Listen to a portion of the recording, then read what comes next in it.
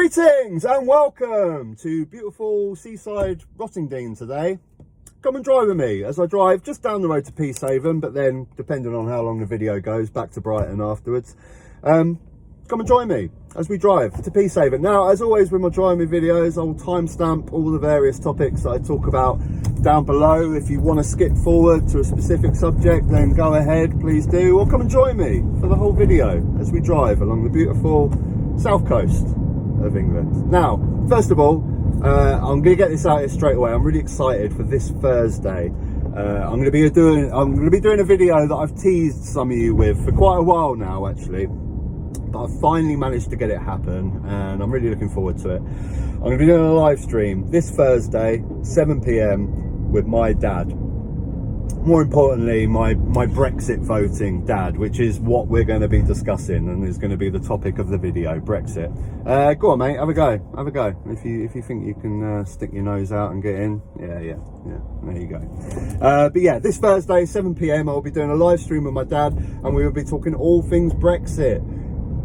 Why did he vote for Brexit? Does he still feel the same about Brexit? Have there been tensions in the family because of our differences of opinion on Brexit? You can find that all out on Thursday, and I promise to the bottom of my heart, I will be more interactive with the chat on this live stream. Apologies, live streams that I've done previously, I'm still getting to grips with the whole live stream thing, and I've been finding it quite difficult to talk to guests and get involved in the chat on the side at the same time. But I promise this Thursday I will interact with the chat much more. I'll probably put a system up, I'll put something along the bottom of the screen just saying if you have a direct question you want to ask, just put 3 Qs at the start so I can easily pick them out of the chat. But yeah, I promise I'll be much more interactive with the chat this Thursday. And yeah, I was trying to do a live stream per week, but last couple of weeks things have got in the way, life's got in the way, blah blah blah, and I haven't been able to do it, but I'm going to try my best to get back to it. So yeah, this week with my dad, Thursday 7 p.m, hopefully you guys can come along. It should be quite interesting. I'm looking forward to that one. And talking of live streams, so I'm recording this Monday afternoon, and yesterday I was invited onto the Sunday roast live stream with Political X.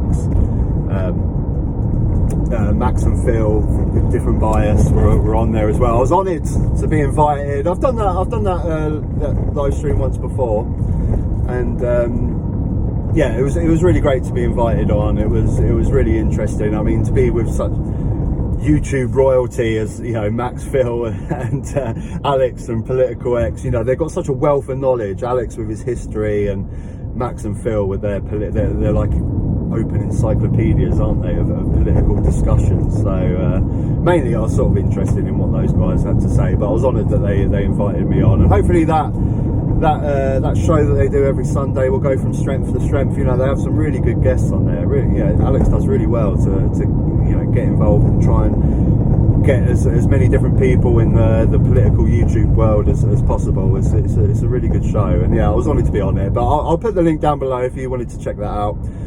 Please do so. But my first kind of topic for today really was at the end of that stream, Alex sort of surprised us with a question that took me off guard a little bit. He said, if you were monarch for the day, you know, basically what one rule would you try and enact? And Phil dived in with PR, and I was like, all taken a sudden. I think I sort of mentioned, you know, the pointless drug war and getting people off of drugs and decriminalising drugs. But what Max said is what really interested me. Now, he said he would make sure that everyone had a roof over their head and food. So basically everyone in this country could be homed, have a home and food every day. The basics, the pure basics. And it really got me thinking, is that really that difficult to achieve? In a country that's supposed to be rich, like our country, you know, a Western country, democracy, is that really that difficult to achieve? A home for everyone, a roof over everyone's head, and a meal. Basics, pure basics. And it really got me thinking, is that really that difficult a thing to achieve? When you think about the sort of things that the government have spent money on, you know, Brexit festival springs to mind straight away. What was that, 120 million?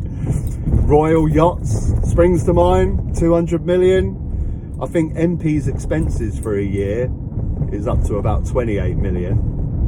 I mean, some of the stuff that they get away with on their expenses is ridiculous, really. The only thing really is staff that they urgently need, and travel if you're an MP that's like, you know, up north travelling down to London. But some of the money that's spent on that. And of course, you've got your dodgy PPE contracts, and you've got 37 billion wasted on test and trace. Germans built it for 7 million. You know, when you think about the amount of money that's spent on things, is it really that difficult to house and feed? Just pure basics. Just get housing and food for every citizen of this country.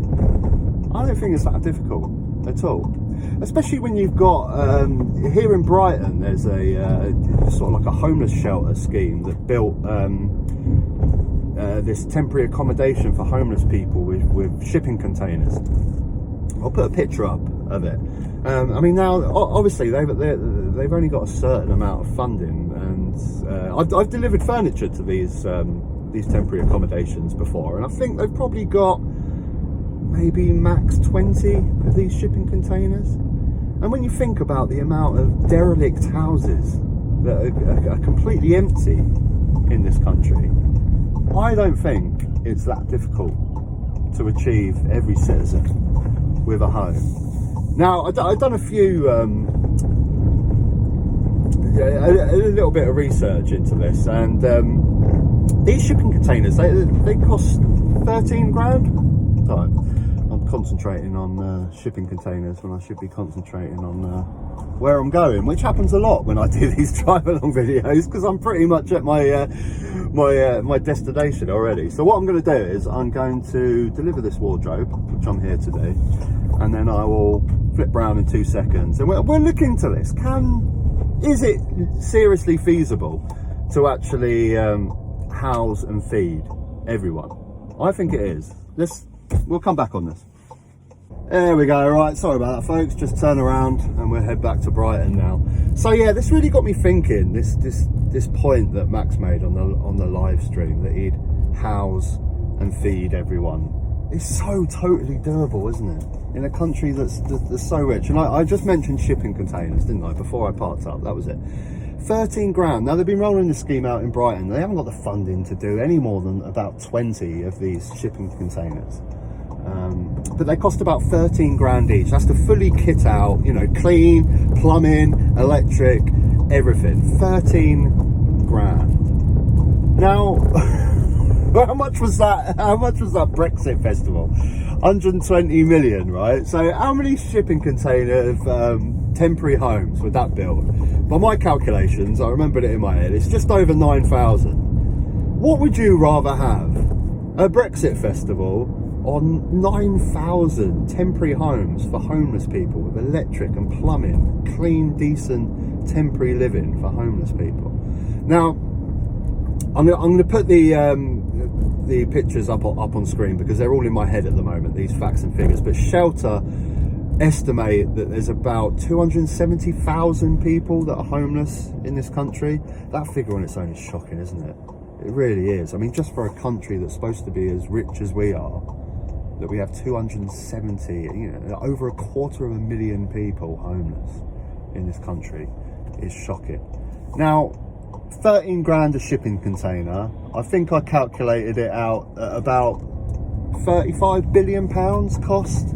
I mean, not even to mention all the derelict houses that you could do up instead, and you know, all the other options that you have for temporary accommodation for homeless people. But just looking at this shipping container model, 35 billion pounds it would cost to eradicate homelessness. 35 billion. That figure kind of sounds familiar because it's incredibly close to the amount spent on test and trace. Was it 37 billion that we spent? I think the German government spent about 7 million. So if we'd spent 7 million like the German government on a test and trace system, instead of whichever dodgy business got that contract for the test and trace, we would have eradicated homelessness. It's absolutely insane. And food, by all counts, according to Tory MP Lee Anderson, people can live off 30 pence a day. You can feed yourself for 30 pence a day, according to Lee Anderson. Now, of course, his figure is mental. You obviously can't. I mean, 30p buys you a stick of broccoli, I think. Apologies, folks. Little problem with the battery in my camera. I think where it cut out is I was about to say, Lee Anderson will tell you that you can live off 30 pence a day. If we're going to feed all these homeless people, 30 pence a day is a little bit ridiculous. I'm thinking more £5 a day. If you mass produce food on a mass scale, get it cheap, but it's got to be healthy. We're not going to feed gruel to these homeless people. Good healthy food on mass production you could do for £5 a day. Now, by my recollection, if you've got 270,000 homeless people, £5 a day, that equates at about just over £1 million a day to feed these people. Over the course of the year, you're talking about 500 million, so £500 million. You know, how much did Kwasi Kwarteng's mini budget cost the country? About 160 billion or something ridiculous like that. The money is obviously there, isn't it, to do these things? It's so doable. It's so doable. But who's going to have the political might to do something like that? No one. No one. And it's almost like, you know, I hear people saying that homelessness is kept on purpose because people need an incentive not to go there, to pay their rent, to pay their extortion, because the fear of being homeless. So they want to keep homelessness in place. I've just shown in my quick little maths that it's so doable. And it seems like an earth-shattering thing to be able to do, to completely eradicate homelessness and hunger in this country. But we've shown that if we don't have a Brexit festival, if we don't waste 37 billion on test and trace and actually get someone to do the job properly and not a donor, a mate in your business, we've shown that we can afford to do it, but we just don't have the political might to do it. Now, I've just thought now, I want to do like a little social experiment in my comment section. If you will humour me and all put down what political party you would vote for if we had a PR voting system and every single vote it counted. If you truly wanted to pick a political party that represented you, pop down in the comment section. Even if you don't comment on my videos and you just watch, just pop down in the comment section who you would vote for if we had a proportional representation voting system. I'm going to go ahead. I'll share who I will vote for. First of all, I'm thinking I'll probably go whoever is most pro-European, which brings you to the Liberal Democrats and the Green Party. But on issues like that, would the Liberal Democrats spend that amount of money to eradicate homelessness when we've shown that it could be done? No. I think the Green Party would, though. I think the Green Party definitely would. And they do everything they can to save the environment. They'll get better installation in every single home and solar panels on every single home. And they'll create thousands of jobs in green energy and wind and tidal. So I think I'd have to go with the Green Party. I think that would be my choice. Please, humour me, guys. Just comment down below which political party you'd vote for if we had a PR voting system. I'd be really interested to see that. But thanks, Max, for that point that you made. It's so obvious that it could be done. And why can we not have a society that's it's just contentment, isn't it? It's just pure contentment. We're not talking about anything crazy. We're just talking about let's feed and home every single citizen in this country. And you know, these are some of the big questions that we're going to have to think about going forward, you know, because the world of science and everything is changing so rapidly with AI, and you know, we're going to have to start thinking about universal basic income when AI and automation takes up all the jobs. You know, my job would be one of the first to go. Automation, automated cars, self-driving cars are going to be the first to go, so my job's going to be out of there. But these things are what people are seriously going to have to start thinking about. But the governments are just so in the present, aren't they? Oh God, immigrants coming over. I haven't heard any of the major political parties, Labour or Conservative, talking about AI. And this stuff is coming. 10, 20 years time, we're going to have to make serious choices about the fact there ain't going to be enough jobs out there for everyone. We're going to have to start thinking about universal basic income and just provide the basics for society to then be able to do what they want to do. These questions are going to be coming thick and fast now, because the jobs are going to go. Like I say, mine will be one of the first, but even stuff like surgeons and things like that, in 20, 30 years time, AI will be doing surgery because they'll be more efficient. It's scary. It's the same when you first heard about self-driving cars. You thought, Jesus Christ, that's a bit scary. But then when you look into it, you think, well, actually, they're probably going to be a lot more efficient than us. Humans are actually pretty terrible drivers. They get drunk, they get road rage, they make mistakes, they don't keep up to date with the latest traffic highway code. And it's the same with all things. It's surgery. It'll be the same thing. Well, actually, surgeons are probably not going to be as good as AI. AI can program in the latest research and developments. They don't get tired. They don't get overworked, especially if they're working in the NHS. These things are going to start cropping up thick and fast. But none of these parties are looking to the future. Labour, Conservative, it's all now. Look at the immigrants. Cost of living crisis. By the way, I hate that term. I just have to put it out there. Does anyone else feel that? I hate that term, the cost of living crisis. I can't stand it. Mr. Sunak, what's the cost to live right now? How much does it cost to live? Oh, I don't know, Sonny boy. Too much for you. Oh, damn. All I want to do is live. I just want to live. It's too much. I hate it. Cost of living. How much does it cost to live? I'm not even talking about food and shelter here. I'm just talking about the basic, bare minimum. I would like to live, please. How much does it cost? Oh, God, it costs too much. Too much to live. Anyway, bit of a rant there. But yeah, all these governments are just fixated on what's going on now. They're not looking to the future. And if done right, that's the scary thing. We come to a crossroads, don't we, very soon, with AI and technology and everything I've just talked about being able to home and feed our citizens. We can either go one way where it's ultra capitalist and the businesses just get richer and richer and the poor get poorer and poorer with less jobs needed and more AI doing more of the jobs that then just make businesses richer, or we go the other way where we embrace AI and new technology, and every single job that is axed because of AI, big business have to pay more tax to put into society so we can house and feed everyone and make sure everyone has the basics to then be able to do what they want to do going forward. And then you've got the next question after that. I'm getting really philosophical today on Man Talks. I apologise. I think the day-to-day Westminster politics has been quiet for the last couple of days, so now you've got philosophical Man Talks today talking about the future. But then you've got to start asking questions about how we're going to fulfill our lives. We need to be able to work hard. Working hard is such an important thing for human beings.